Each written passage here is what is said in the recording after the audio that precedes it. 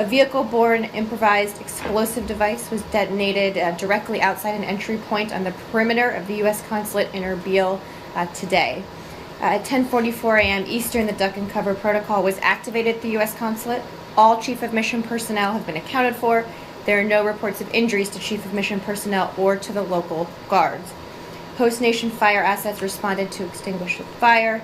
Local authorities have also responded and are securing the area. We appreciate the rapid response of the Kurdistan Regional Government authorities to this matter, and we will work with them to investigate the incident to determine the facts behind the explosion.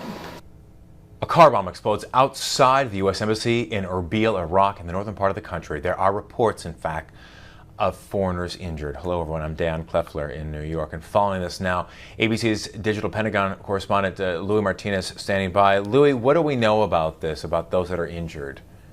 Dan, as we heard from Marie Harf there, the State Department spokesperson at the top of this hit, what we have is a car bomb that exploded outside the perimeter area of the consulate inside Erbil, Erbil being the major city in northern Iraq of Kurdistan. There were casualties. There are varying reports of how many fatalities there may have been, but there may be one or two, and maybe as many as 5 who were injured in this blast. What we did hear from Marie Harford there was that there were no Americans inside the embassy, no fatalities, no injuries there, as well as to the local guards. This sounds like it was a very large explosion from eyewitness reports that we've seen. Also, in addition to that, there were reports of gunfire that continued on after that blast, but that subsided afterwards. So it appears initially like no injuries to any Americans or local guards at that facility there in the consulate, but that there may have been fatalities outside. And as you said, there's the reports that they are foreigners, but it's unconfirmed what their nationalities may have been. Okay, so U.S. Embassy personnel accounted for. There any idea about who might have been behind this? Any group come forward to claim responsibility? No claims of responsibility right now, Dan, but let's just say that Erbil is a very stable city. The last major occurrence of violence, so similar to this, a car bomb blast occurred last November. That's how far back we're talking about. So it's a very secure area. Now, the Peshmerga, who are the Kurdish fighting force for the Kurdish regional government, they, of course, are taking on ISIS. I think it's safe to assume that ISIS is going to claim responsibility for this attack, given the stability, given the fact that they are meeting them on the battlefield routinely up in northern Iraq, but for now, no claims of responsibility beyond that. Erbil was once under a threat by ISIS, though, correct? Erbil is the capital of Kurdistan. They're a semi-autonomous region in northern Iraq, historically, culturally different than the rest of Iraq.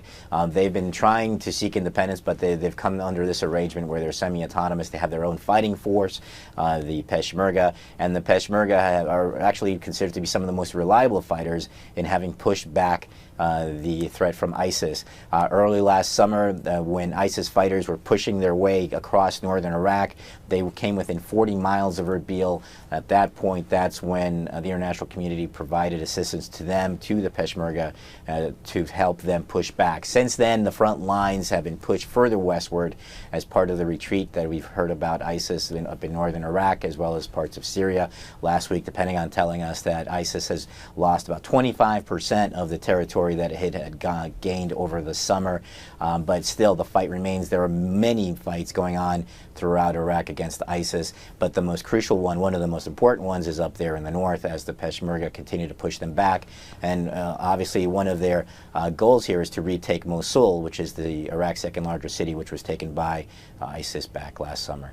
So then, not only for symbolic purposes, but also for the practicality of it, how important is Erbil then into the U.S. strategy in the mission in Iraq? It's very important, Dan.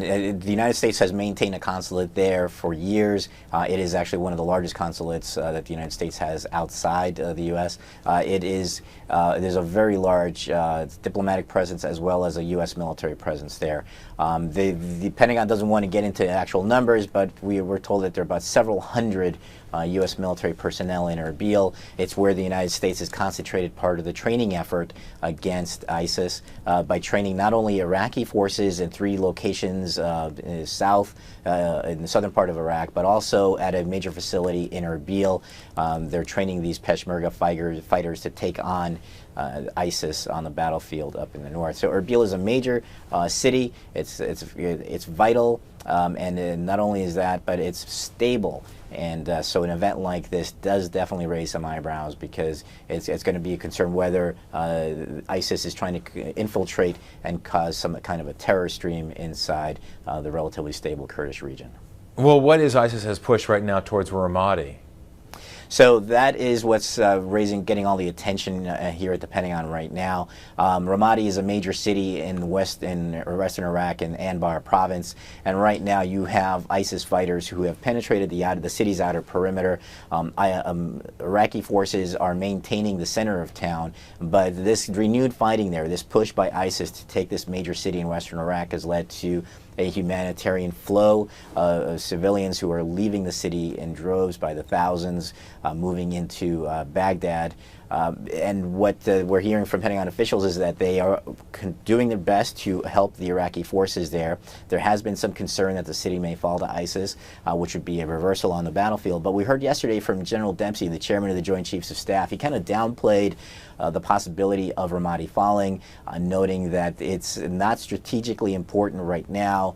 He pointed to the importance of another city further up north in Beji, because there's a major oil refinery there, and if that should fall into ISIS's hands, that would be considered much more of a major loss than Ramadi. But at the same time, he said, we don't want to lose it. So that fight continues. American airstrikes helping push back the ISIS fighters there.